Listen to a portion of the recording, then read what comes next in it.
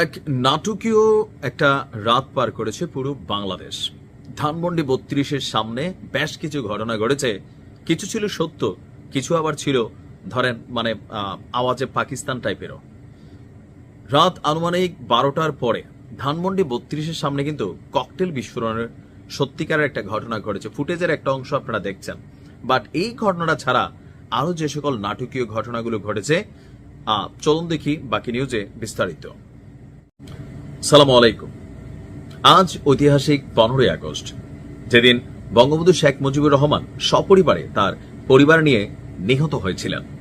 তো আজকের এই দিনটা রাষ্ট্রীয়ভাবে যে শোক দিবস ছিল সেখান থেকে বিচ্ছিন্ন হয়েছে। আর কোথাও কোনো প্রোগ্রাম করে অনুষ্ঠান করে 15ই আগস্ট পালন করলে প্রধান উপদেষ্টার প্রেস সচিব তিনি বলছেন যে এটার বিরুদ্ধে আইনি ব্যবস্থা নেওয়া হবে।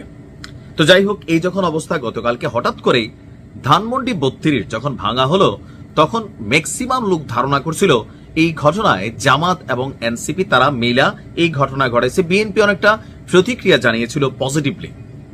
বাট গতকালকে রাত্রে হঠাৎ করে যখন আমরা দেখলাম যে ধানমন্ডিতে বিএনপির নেতাকর্মীরা একের পর এক সেখানে অবস্থান নিচ্ছেন, এবং কি সজীবজের জয়ের যে ডাক ছিল, আহ্বান ছিল, সেটাকে প্রতিহত করার জন্য পলিটিক্যালি তারা সেখানে অবস্থান নিয়েছেন।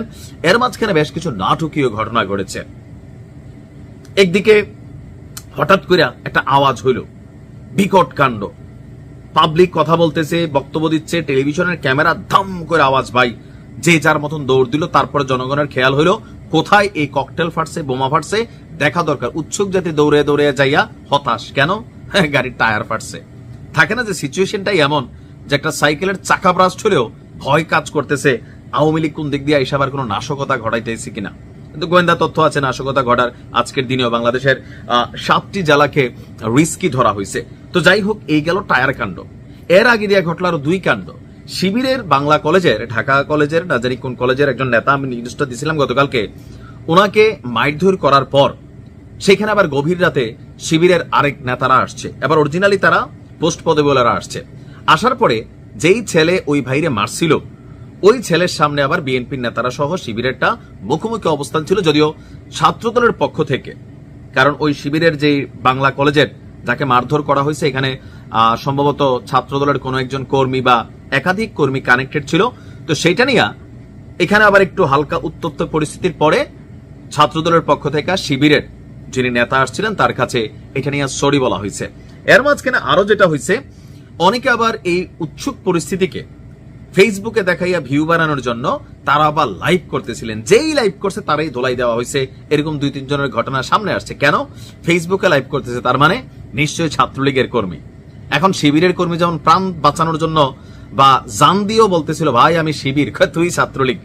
তো যারা এরকম লাইভ করতে গেছিল তাদেরকেও ধরে কেলানো হয়েছে। আবার ছাত্রলীগ সন্দেহে অনেককে আপনার ছাত্রদলের কর্মীরা কি বলা হয় যে পুলিশের সোপর্দ করেছে। পুলিশও নিউট্রাল একটা ভূমিকায় ছিল। কেন? কারণ পুলিশের সরকারি চাকরি।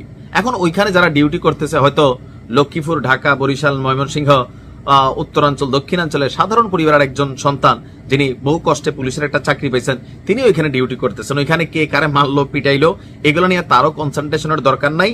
আর এটা করেনও নাই। কেন করে নাই? কারণ বেশি কিছু হইলে পুলিশের উপরে আক্রমণাত্মক যে অবস্থান, এটা কিন্তু বাংলাদেশের পুলিশও এখন বোঝে।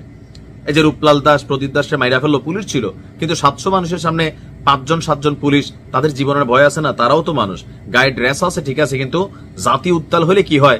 5ই আগস্টের আগে পরে পুলিশও এটা টের পাইছে। তো এরকম নানান ঘটনায় গতকালকে রাতটা গেছে। তবে সারা রাত বলতে সময় আমি যতক্ষণ পর্যন্ত নিউজটা রেকর্ড করছি, দফায় দফায় মিছিল টিছিল দেখছি, মানুষের ভিড় আছে, কেউ দেখতে যাচ্ছে আরে কি হচ্ছে, বাঙালি যেটা পছন্দ করি। অপরদিকে এই টোটাল কর্মকাণ্ড দেখে আওয়ামী লীগের নেতাকর্মীরা ফেসবুকে হাহারি এক দিচ্ছে। কারণ সম্ভবত একটা ডাক দিয়া মাঠটা গরম করা সজীবজের জয়, তিনি হয়তো সাইড হয়ে গেছেন, অথবা অনুসারীরা ভাবছিল আজকের দিনে হয়তো অনেকে আসবে। বাট যেভাবে তল্লাশি, চেকিং, রাজনৈতিক অবস্থান তৈরি হয়েছে, আমার মনে হয় না ধানমন্ডি ৩২-এ আজকের দিনে কেউ আসবে।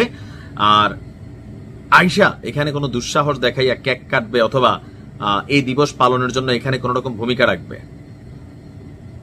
দেখেন, এগুলোতে 2টা জিনিস হয়। আমি আমার ব্যক্তিগত জায়গা থেকে সবসময় এটা বলি যে হিংসার বীজ ভবিষ্যতে বোমাতে পরিণত হয়। ছোট্ট একটা উদাহরণ দিয়ে শেষ করছি।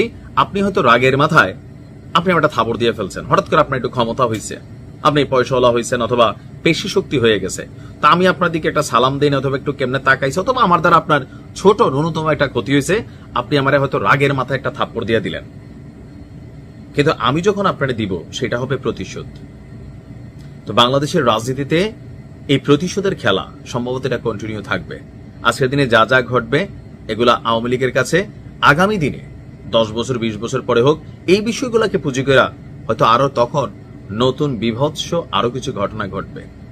সিদ্ধান্ত হচ্ছে আমাদের, আজকের দিনে আমরা কোন বীজ বপন করব। আইন করে বাংলাদেশে বঙ্গবন্ধু শেখ মুজিবুর রহমান, তারপর হচ্ছে যে জিয়াউর রহমান অথবা জামাত ইসলামের নেতাকর্মীদের কাছে তাদের যারা ঊর্ধ্বতন নেতা আছে, যুদ্ধ অপরাধের দায়ে ফাঁসি দিয়েও এদের জনপ্রিয়তা আপনি কমাইতে পারবেন না। এইখানে যতবার আপনি হিট করবেন ততবারই ওই মানুষগুলার, ওই দলগুলার জনপ্রিয়তা বেড়ে যাবে। এটা বাংলাদেশ থেকে প্রমাণিত। আওয়ামী লীগের আমলে জামাতের জনপ্রিয়তা সর্বোচ্চ বাড়ছে, তলে তলে বিশাল তার অবস্থান তৈরি করছে শুধুমাত্র আওয়ামী লীগের কারণেই।